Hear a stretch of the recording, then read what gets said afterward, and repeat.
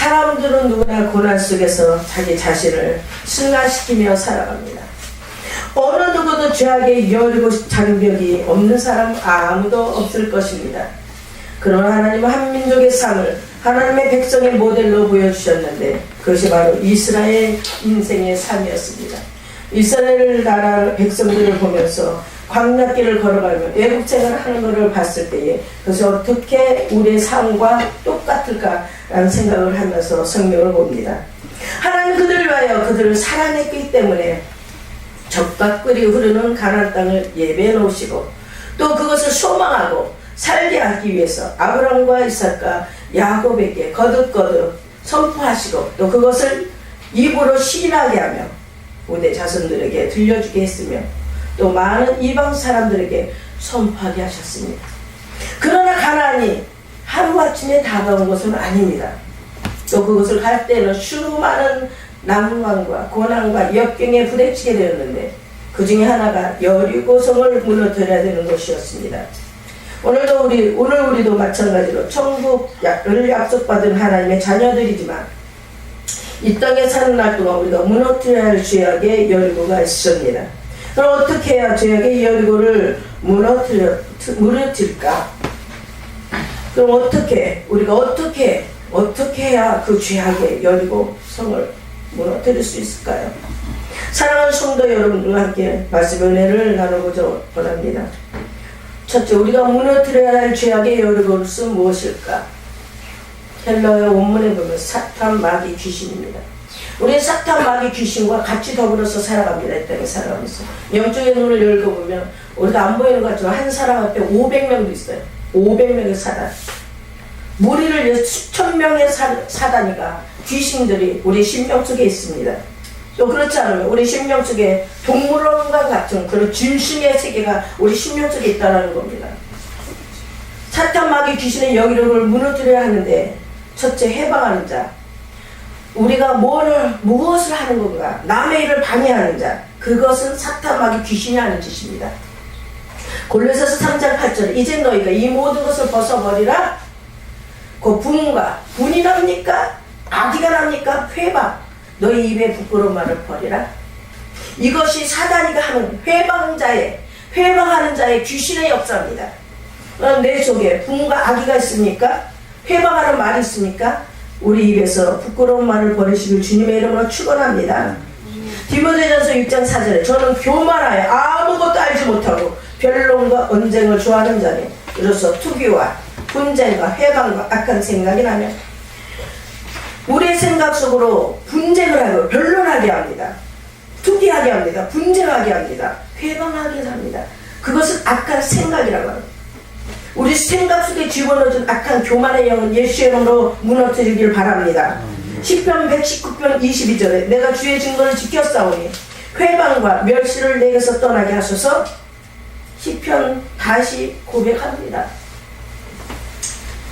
내 속에서 내가 주의 증거를 하나님의 율법을 지켰사오니 회방과 멸시를 내게서 떠나게 하소서. 우리가 이렇게 담대하게 다시 고백처럼 우리도 고백하시는 축복이 있어질지어다. 두 번째, 참수하는 자, 남을 혈뜯어 죄가 있는 것처럼 꾸며서 윗사람에게 구하여 바칩니다. 계시록 12장 10절에 내가 또 들으니 하늘에 큰 음성이 있어 가로되 이제 우리 하나님의 구원과 능력과 나라와 권세가 이루어졌으니 우리 형제들을 참수하던 자 곧 우리 하나님 앞에서 밤낮 참수하던 자가 쫓겨났고 하나님께서 개화하실 때에 사단에는 언제나 하나님 앞에 참수합니다. 누구를요? 우리를 참수합니다. 그래서 늘 가서 헐뜯습니다. 하나님이 인정하는 하나님의 종들, 하나님의 자녀들까지라도 사단에는 하나님 앞에서 참수합니다. 욥기에 보면은 욥이는 순전하다 이렇게 말합니다. 하나님 인정한 자녀였습니다. 그렇지만 사단이가 하나님 앞에 갑니다. 천사도 가고 사람도 간다고 합니다. 갔을 때에 사단이한테 물어봅니다. 네가 어딜 갔다 왔느냐? 사단이는 그럽니다. 두루두루 돌아다녔습니다. 이렇게 얘기합니다. 그래서 그러면 내 욥을 위하여 하느냐? 이렇게 말합니다. 그러니까 봤습니다. 그렇게 순전한 자가 어디 있느냐 하면서 하나님 인정합니다. 사단이 그걸 가치없이 무너뜨립니다. 하나님께서 모든 여건과 모든 것과 부귀와 모든 물질과 자녀들과 모든 것을 주셔서 부족함이 없고 넘치게 해주셨기 때문에 여기가 하나님 앞에 범죄치 않은 것입니다. 이렇게 사단이 더 한마디 했을 것입니다. 그렇지만 그랬니? 그러면 이거 철화하고 열자냐 모든 재물을 다 칩니다. 나중에는 생명만 훔지 말고 모든 걸 쳐라. 모든 걸 하나님이 허락하십니다. 사랑하는 성도 여러분들, 혹시 어려운 일들을 당하십니까? 우리 하나님 앞에 순전하시고 또 하나님께 인정받으셨을 때에 하나님께서 나중에 욥기를 마지막 42절에 엄청난 축복, 2배의 축복을 합니다. 그 전에 주셨던 물질의 모든 거에 2배의 축복을 해주셨습니다.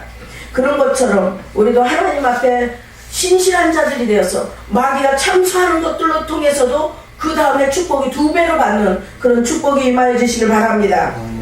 세 번째는 거짓말하는 자입니다. 요한복음 8장 44절에 너희는 너희 아비 마귀에게서 났으니 너희 아비의 욕심을 너희도 행하고자 하느니라. 저는 처음부터 살인한 자 진리가 그 속에 없으므로 진리에 서지 못하고 거짓을 말할 때마다 제 것으로 말하라니 이는 저가 거짓말장이요 거짓의 아비가 되었습니다. 우리가 하나님 우리 아비 마귀에게서 났다 이렇게 말합니다. 너희 아비 마귀에서 났다. 우리는 태 속에서부터 죄악으로 태어납니다. 너가 마귀의 자녀입니다. 그렇지만 예수 그리스도를 통해서 하나님의 자녀로 전환되는 겁니다.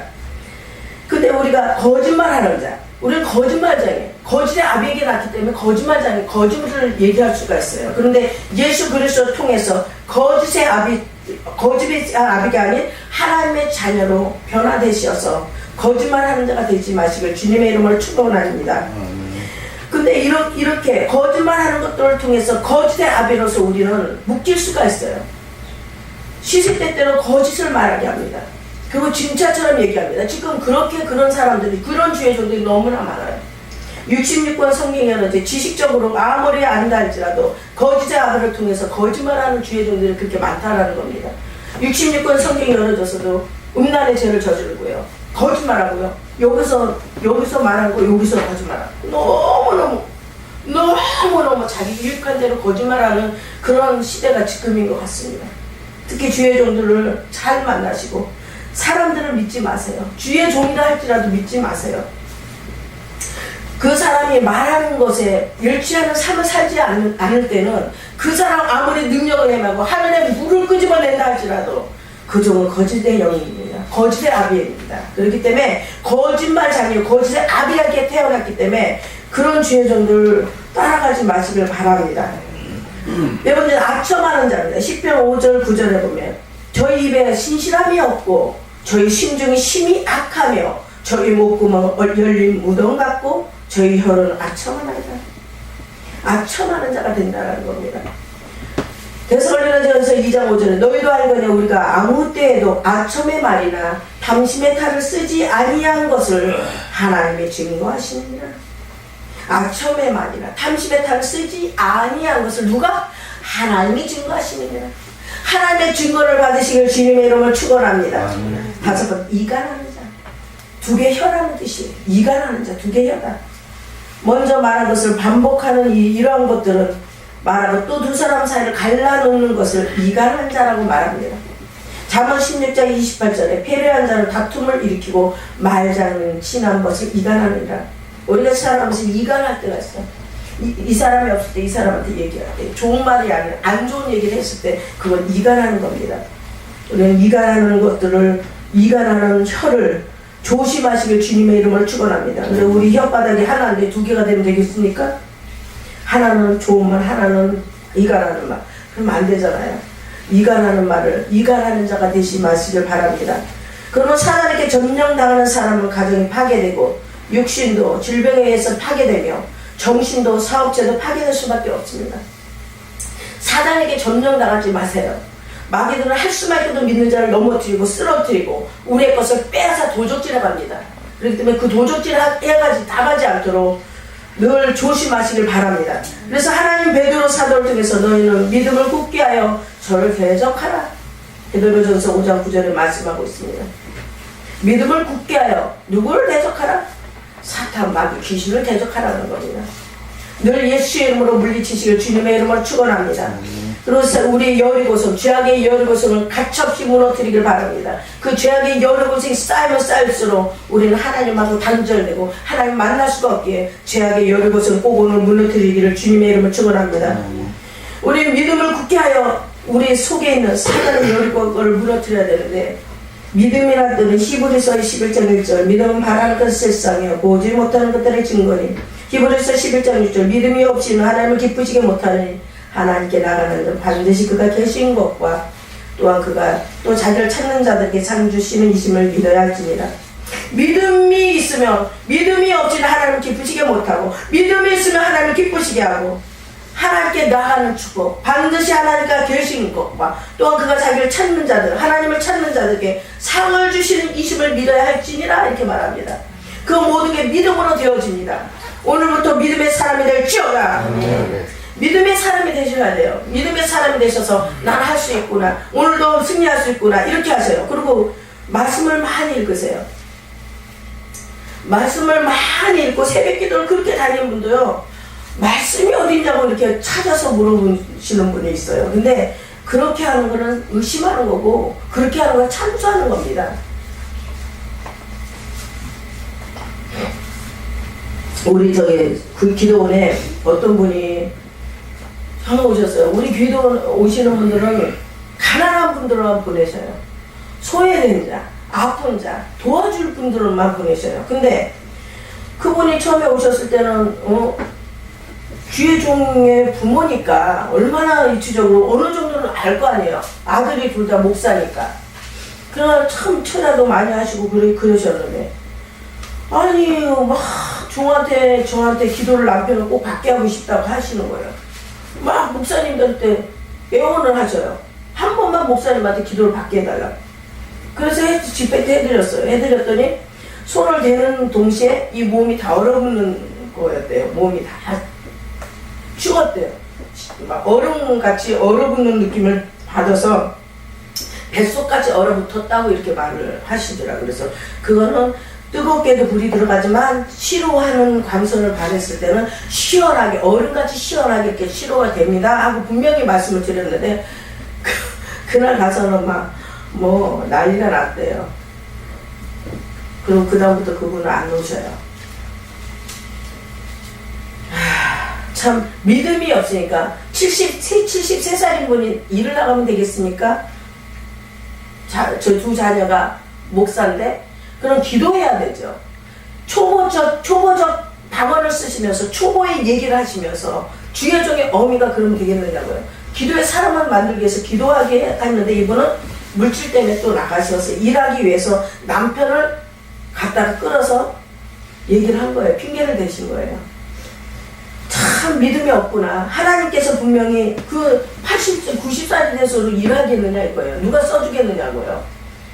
근데 이제 믿음의 사람이 돼서 자녀를 축복해달라 기도하고 하나님께서 공급해 주시는 그것으로 통해서 살아가야 될 거 아닙니까? 그게 옳은 방법인데 그 옳은 방법을 가르쳐 줬는데도 이분은 그 주의 종의 말을 멸시하고 또 그것뿐만 아니라 성령을 해방하고 그러고 안 오시더라는 겁니다.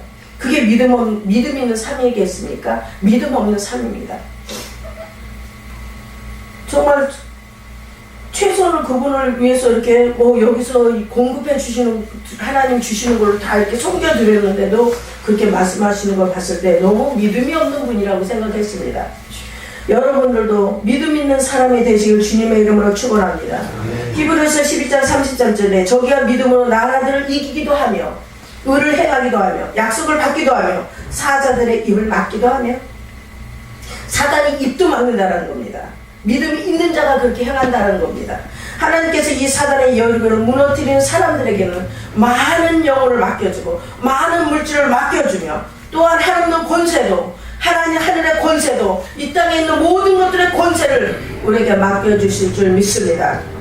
두 번째, 불신앙의 여리고를 무너뜨려야 합니다. 세상을 살아가면서 우리 생활 속에서 자신도 모르는 사이에 불신앙이 싹이 트기 시작합니다. 의심, 염려, 불안, 원망 드는 것입니다.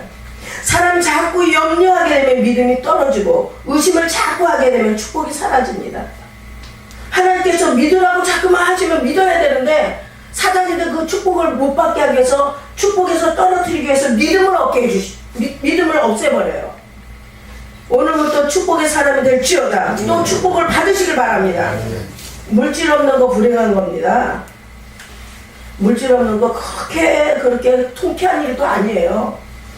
목사님 저번 때 물질 없는 사람이 더 부자라고 얘기해놓고 그게 아니라 물질 없는 거 그것은 그렇게 큰 일도 아니라는 거예요. 그게 축복이 아니에요. 죄악의 여리고성, 불신앙의 여리고성을 무너뜨리지 않아서 물질을 축복을 받지 못했고 우리 모든 권세를 맡겨주시 않은 거에 대해서 얘기하는 겁니다. 우리는 죄악의 여리고성, 불신앙의 여리고성을 무너뜨려서 우리 하나님께서 주신 한량없는 권세와 축복을 받아 누리시길 주님의 이름으로 축원합니다. 사랑하는 성도 여러분들은 믿음으로 이런 죄악의 불신앙 여리고를 무너뜨려야 되는데 우리 마음속에 있는 교만의 여리고를 무너뜨려야 됩니다.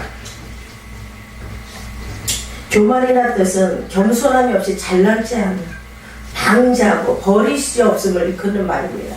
남을 깔보고 자신을 높게 평가해요. 저 사람은 낮은 사람, 나는 높은 사람.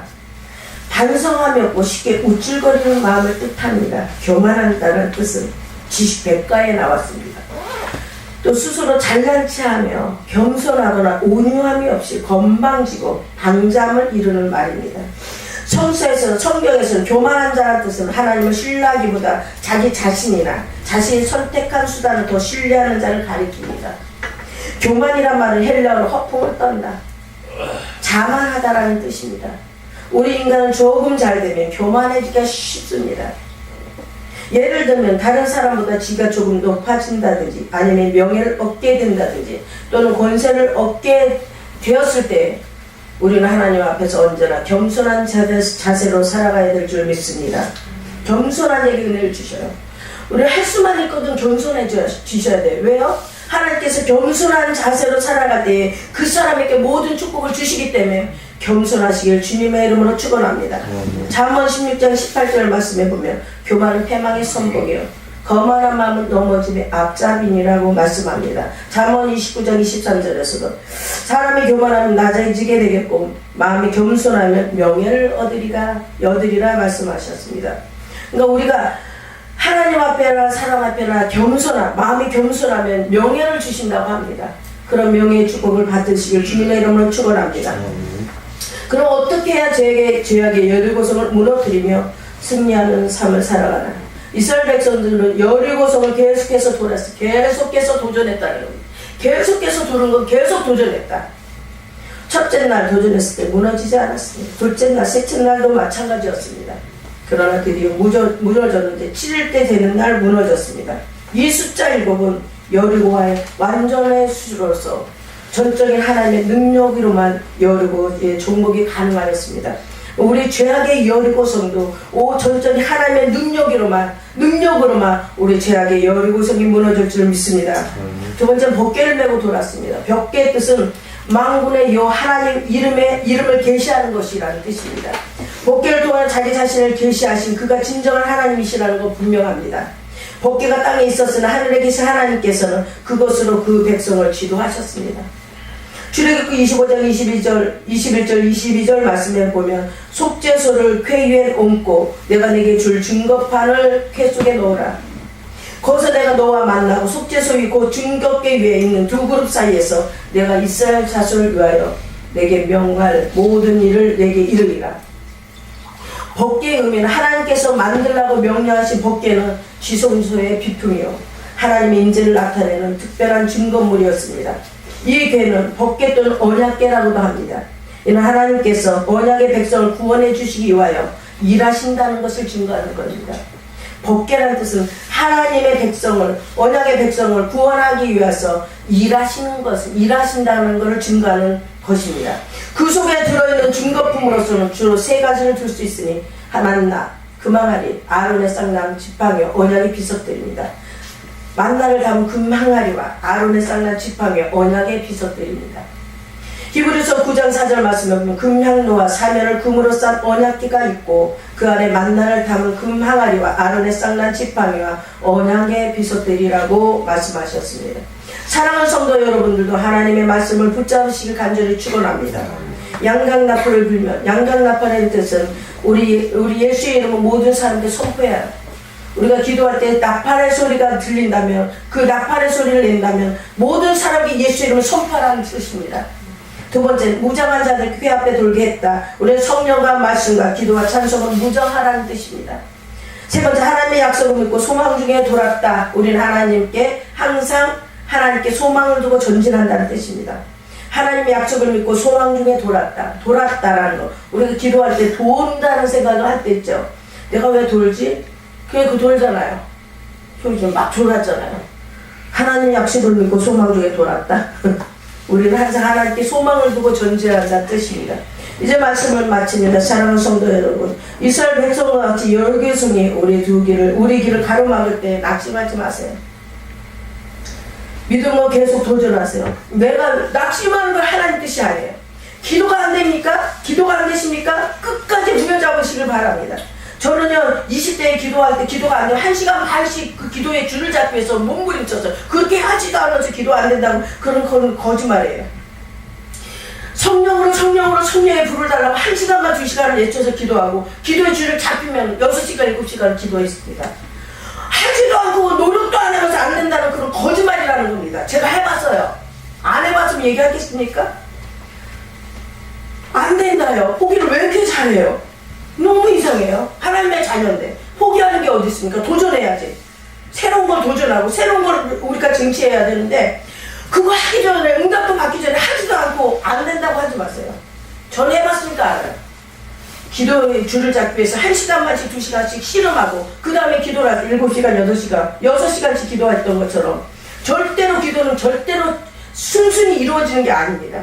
씨름의 기도를 하셔야지 응답받습니다.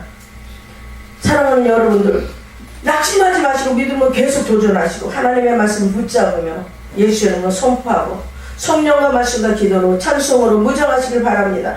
소망 중에 계속 전진하는 성도 여러분들이 되시길 주님의